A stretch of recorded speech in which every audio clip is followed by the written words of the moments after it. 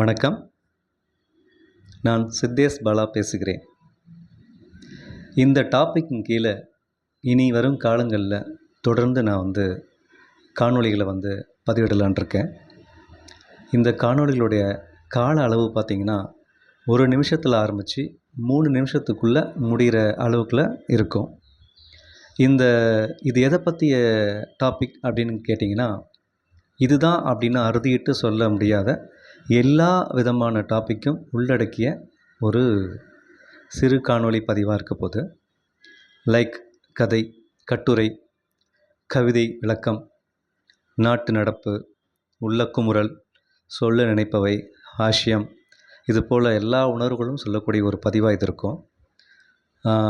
இந்த பதிவுக்கான அவசியம் என்ன? இது என்னுடைய காலப்பதிவுன்னு சொல்லலாம். காலம் ஒவ்வொரு நேரங்களிலும் தன்னுடைய பதிவை ஒவ்வொரு முறையில் சொல்லிகிட்டே போயிருக்கு.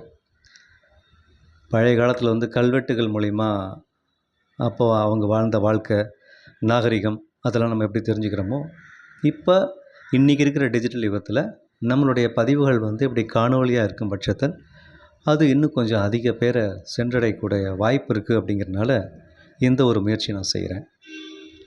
2வது, புத்தகம், புத்திமதி, இந்த மாதிரி விஷயங்கள் அடுத்த தலைமுறைக்கு வேப்பங்கையாக இருக்குது.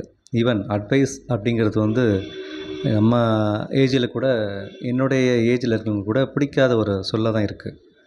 அதனால் ஒரு கதை சொல்லி போல் அல்லது ஒரு சிறு காணொளி மூலமாக ஒரு விஷயத்தை விளக்க முடிஞ்சால் அது எல்லாத்துக்குள்ளேயும் ஈஸியாக ஊடுருவோம் அப்படிங்கிற நம்பிக்கை.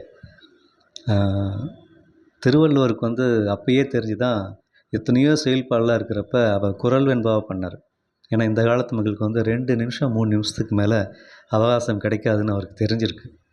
ஸோ அவருடைய பாணியை பின்தொடர்ந்து இந்த காணொளி மூலமா நான் சொல்ல நினைக்கிறது இந்த சமுதாயத்துக்கும், முக்கியமாக என்னுடைய குழந்தைகளுக்கு, என்னுடைய குழந்தைகள் சார்ந்த தலைமுறைக்கு நான் சொல்ல நினைக்கிற விஷயத்த இங்கே நான் சொல்கிறேன்.